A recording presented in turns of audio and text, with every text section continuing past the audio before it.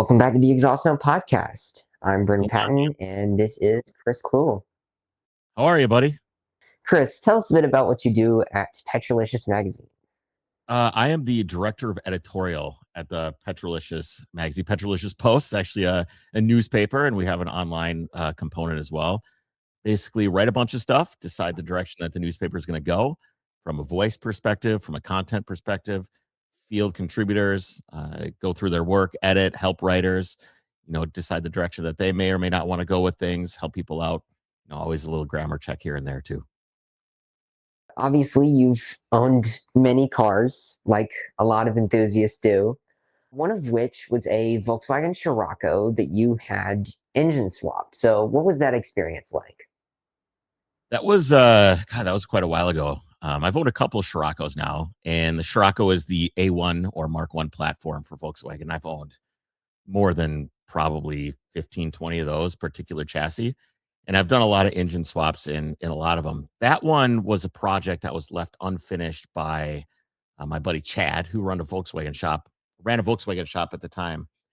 And it was kind of this car it was chrome yellow as it was. And that engine was a crate engine that he had sitting around from Volkswagen. So it was like a brand new engine, like was 0 miles on it. And I ended up buying the car with, I think the engine was just bolted in. I think it was just bolted in, and then there was no interior in the car, no wiring, nothing. And it was like no suspension, just rolling around as a rolling chassis. So I bought it from him, and then I finished the car from there. And I can say that was the car that I sold before I got my first 911. And the reason is that I think it was with my wife, and this thing was like a KO3S, which is like a slightly bigger turbo on a 1.8T, which I think was from an Audi TT. So it had 180, 200 horsepower, whatever it was. Those Scirocco's are super light. That thing probably weighed, I don't know, there wasn't much interior in it. It's probably like 1,800 pounds at the most. And I remember cresting this hill, and I think it had a tall gearbox. It had a, Mark IV Volkswagen gearbox, super tall gears.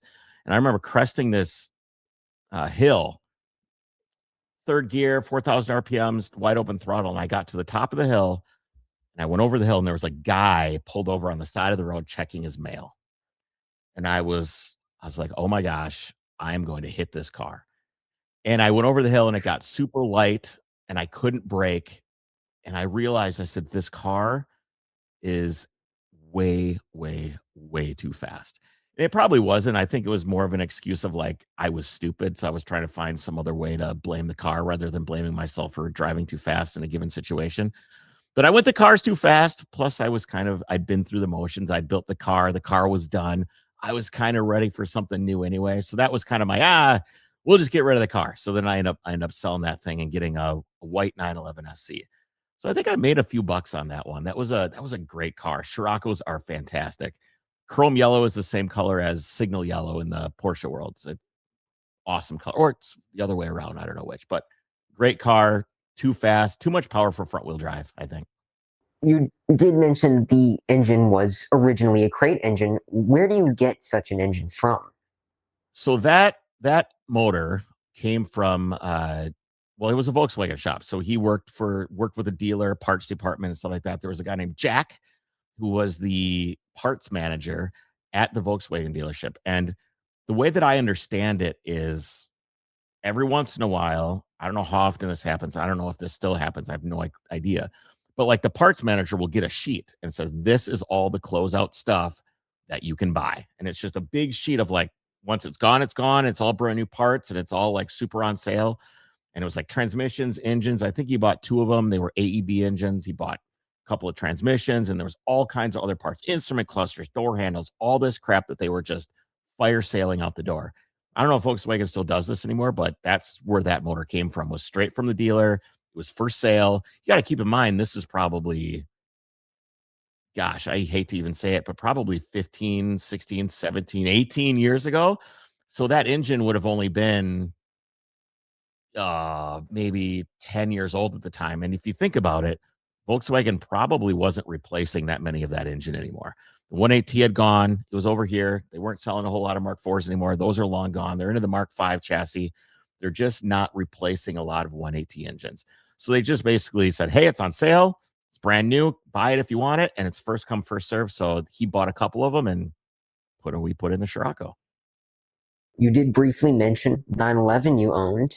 A bit about you, and it said that one of the other owners of your 911 put wood screws in the rear deck lid. So, how did you deal with that? It was interesting. The first thing we did is that was my white 911 SC. I believe it was an 80. And it was interesting because I flew down to Arkansas to buy that car. And it was my first 911. I had no idea, really knew nothing about these cars. Worked on a lot of other cars, mechanically somewhat competent. I remember the first thing I did is I went, oh, there's no oil in this car. I better put some oil in this car. It's got a little oil level in it.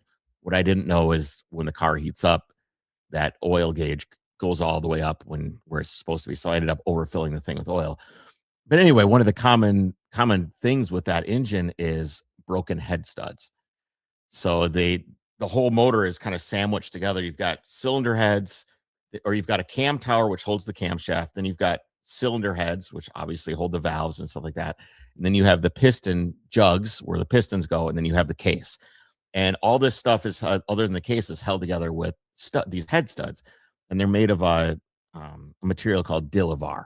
It's like a composite material that's supposed to like stretch with heat and everything like that. Because it's an aluminum engine, it's air cooled. They get bigger and smaller. I'll get to your wood screw thing, as I promise.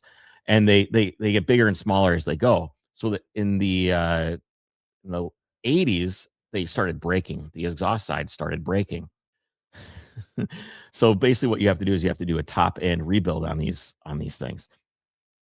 Anyway, so when I had first gotten the car, it had a terrible turbo tail replica fiberglass thing on it. I didn't want that. I don't like things that don't belong in cars. It should be the way that it was, or at least OEM plus. A turbo tail on a SC that has narrower body doesn't work. Anyway, we took it off. It did have wood screws that were holding it to the deck lid.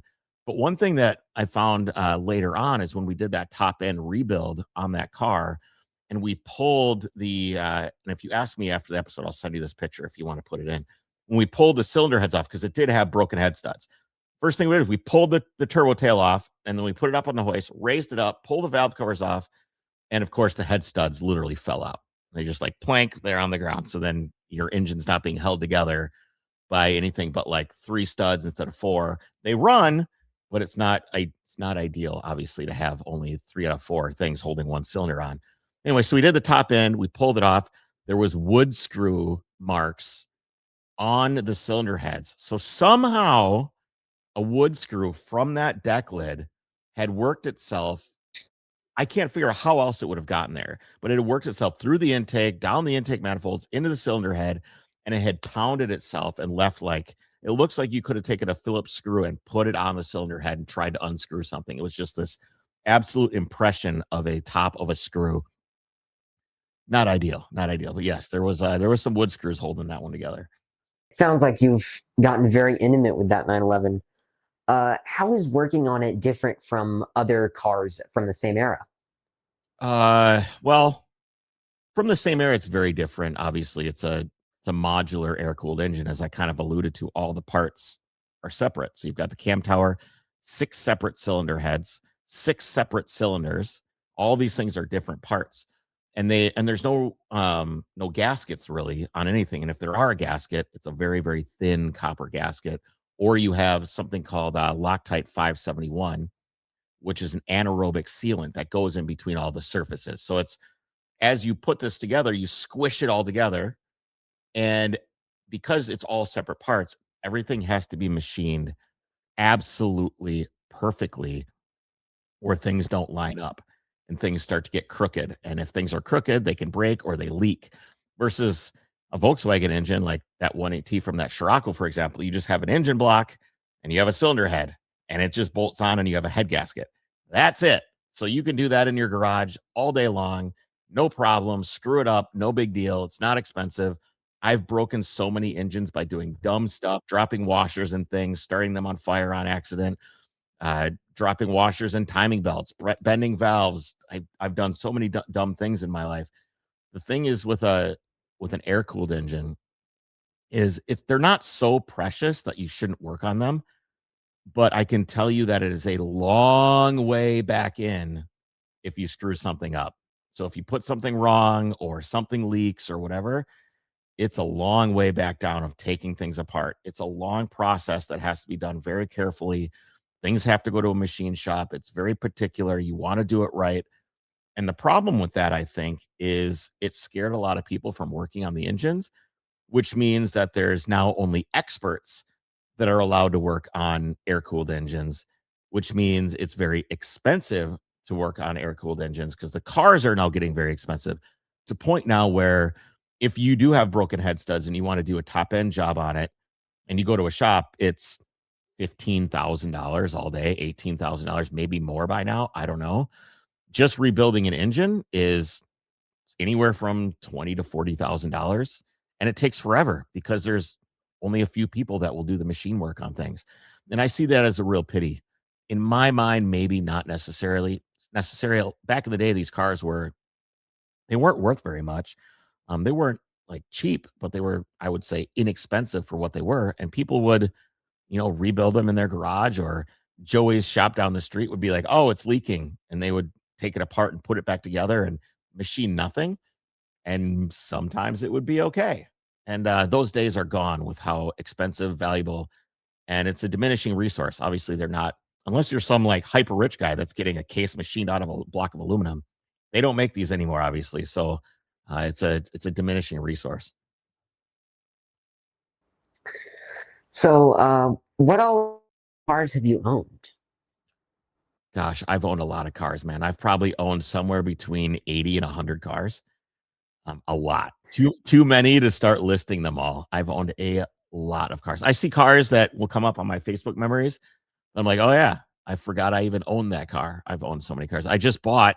I usually buy a car for scouting the Overcrest rally, which is something I do with Overcrest, and that's a R107 Mercedes. I've owned many old Mercedes 123s. Owned a couple 124s, several E30s, Mark II Volkswagens. I haven't really owned anything Italian yet, but maybe that'll change one of these days. Of the obviously few cars that I've seen of yours, I did notice that there were a good bit of Volkswagens. So, why is that? Familiarity, I think, is you kind of get like you kind of set your roots down with what your first cars are and what you kind of grow up with. You know, I grew up working on cars with my grandpa, and he he was a little bit of a conspiracy theorist, I think, but you might be too young to know about this, but have you ever heard of Y2K? You know what Y2K is? Yes. So he thought all the computers in the world were going to shut down, right? He thought it was going to be game over, end of the world. So he had like a windmill and a generator, and he buried like 500 gallons of diesel in the ground just in case. And he bought, and there was way more things. And he also bought lots of bullets too. He had a lot of ammo, but he bought a Volkswagen Rabbit, and it was a 1.6 diesel. And the reason that he purchased that vehicle is it is one of the simplest vehicles that exists. It takes one wire. Well, actually, it takes zero wires and it'll run, but typically it takes only one 12-volt signal to make a Volkswagen Rabbit run. And that is the start stop solenoid on that car, which says yes fuel or no fuel. That's it. It says yes or no. We're doing diesel, we're not doing diesel. That's it. So once you start it, the thing opens, and when you turn it off, the thing closes. That's it. Everything else is mechanical. The pump is mechanical, engine's mechanical. There's no electronics on that thing at all. There's no way for it to meter fuel. It doesn't know how much fuel it's getting. It's all done mechanically inside the rotary pump. So if an EMP or a nuclear bomb was going to go off, maybe that thing would still run because it doesn't have a computer. So that's why he bought that car. Plus, he was a diesel mechanic in the Korean Army, so he kind of had a good idea of like how diesels work. It's a far cry from a Bradley tank to a Volkswagen Rabbit, but similar. And that stuff used Bosch as well. So he kind of wanted something that he was familiar with, I think. Anyway, so he thought I would hate it because it was a baby blue 4-door Volkswagen Rabbit. but I actually fell in love with that car. So that was my first car that I ever drove around when I was in my upper teens, was that Volkswagen Rabbit. And I remember learning how to change oil on that car. I remember pulling it up off on the grass, and the oil pan drain plugs on the back. And I remember Grandpa being like, "Oh, pull it up over here." And there's a little hill next to the garage, and we pull it up, and he put a block of wood behind the wheel. And was like, "All right, let it run for a while, get her warmed up." So we warmed it up, drained the oil, and he walked me through the process of like, "Okay, make sure you check your drain plug, put the oil in, let it run for a little bit, check the oil again." So I remember like that kind of stuff. I remember my first oil change on a car with my grandpa, and that kind of stuff, I think, imprints on you pretty hard. Had it been he also had a Mazda 626 at the time. So that was like a car that he drove around, was a Mazda 626 sedan.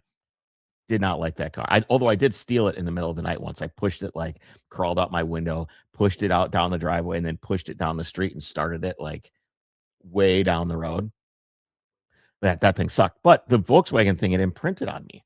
And I think once you have that and it's like kind of something that you fall in love with, it just kind of sticks with you. It's the same thing with the Mercedes stuff.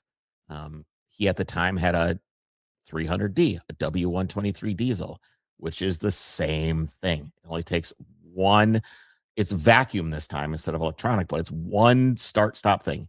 Yes, diesel, no diesel. And it's one of the most reliable, bulletproof cars of all time. You see these diesels driving around Africa to this day as taxis. The doors are falling off, the headliner's gone. There's like 6 dogs in the back that are like skinny. There's the trunk lid's gone, the taillights are falling off. But guess what? That thing still runs and it's got like 500,000 miles on it. So that was kind of his thing, is he wanted to have diesels that were reliable. But I think that kind of imprinted on me, and I was like, "Oh, Volkswagen." And then he let me drive it. So it was kind of like my first car of like driving around, pick up your friends. You know, I put a stereo in that car. I made a lot of mistakes on that car. I did everything myself. I changed some axles, and that was, it sits with you. And then it's forever. I've got grandpa's 1.8 gas engine out of his Rabbit pickup truck in the corner of this garage. It's seized. I found that out the other day.